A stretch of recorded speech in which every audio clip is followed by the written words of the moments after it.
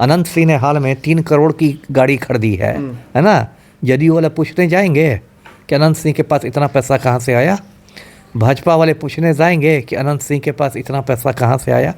अगर आज ही लालू भाजपा के साथ हाथ मिला लें मान लीजिए, तो क्या होगा, वो भाजपा वॉशिंग मशीन में धुल के बिल्कुल प्रखर राष्ट्रवादी हो जाएंगे। अरे वो तो निर्लज्ज कुमार है ना, नीरज कुमार का तो नाम निर्लज्ज कुमार यूं ही ना पड़ा है, वो बेशर्मी की वजह से पड़ा है ना। निर्लज्ज कुमार में हिम्मत है कि पलटू राम की गिरफ्तारी की मांग करे। इतना सारा भ्रष्टाचार, बिहार में इतने सारे पुल जो है 2-2 दिन पर बह जाते हैं नदी में, उस पर निर्लज्ज कुमार ने कभी कहा है। लालू प्रसाद यादव का एक घर बन रहा है, महुआ बाग में घर बन रहा है।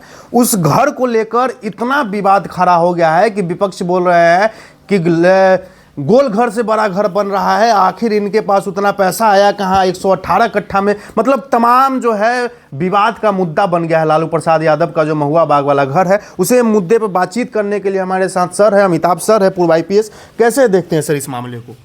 ये सही है, ये महुआ बाग में लालू का अपना, आप कह सकते हैं, निजी मकान बन रहा है। अभी तो अंडर कंस्ट्रक्शन ही है, विचाराधीन है और अभी से भी बात शुरू। लेकिन सोशल मीडिया पर उसकी तस्वीरें होने लगी हैं और भाजपाइयों के पेट में दर्द भी देखा गया है।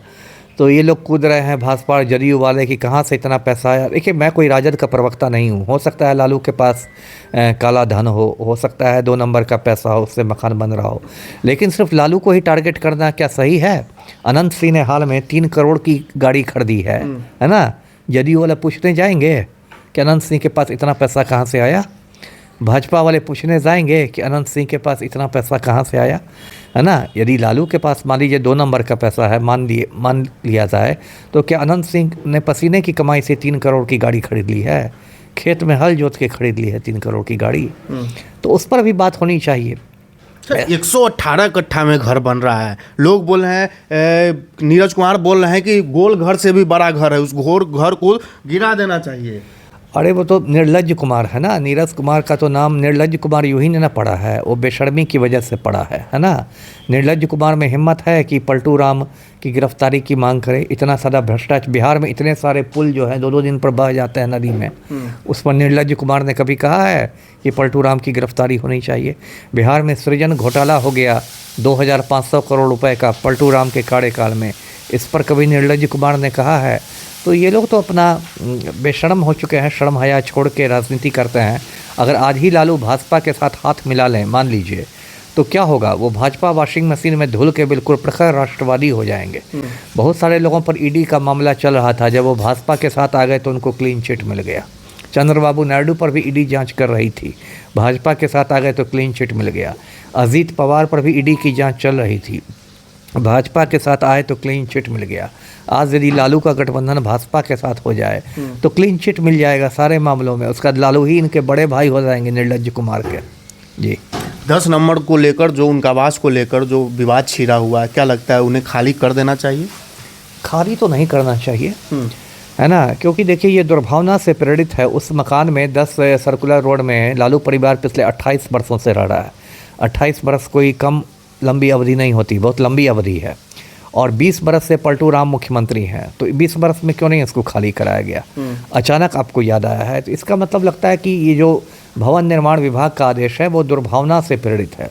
इसलिए मुझे लगता है कि राष्ट्रीय जनता दल को इस आदेश को पटना हाई कोर्ट में चुनौती देनी चाहिए और पटना हाई कोर्ट से स्टे ले लेना चाहिए, रोक ले लेनी चाहिए। जी, इसके जगह दूसरा आवास दिया, 39 करोड़ दिया जा रहा है उनके। ठीक है, लेकिन ऐसे कोई आदमी बिना बात के आपका सारा सामान खाली हो जाए, सारा सामान पैक हो जाए, ये कहाँ तक ठीक है? बिना बात के किसी आदमी को डिस्टर्ब करना।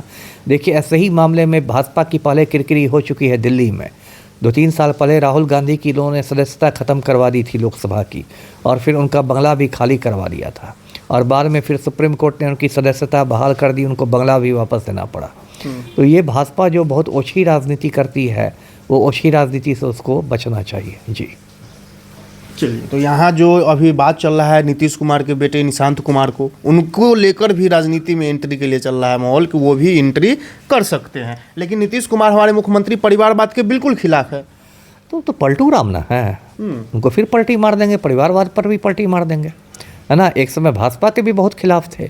एक समय पलटू राम कहते थे कि बीजेपी का मतलब होता है बड़का झूठा पार्टी। एक समय कहते थे कि मिट्टी में मिल जाऊंगा, भाजपा के साथ नहीं जाऊंगा, लेकिन फिर उन्होंने पलटी मार ली, फिर अभी वो भाजपा की गोद में बैठे हुए हैं।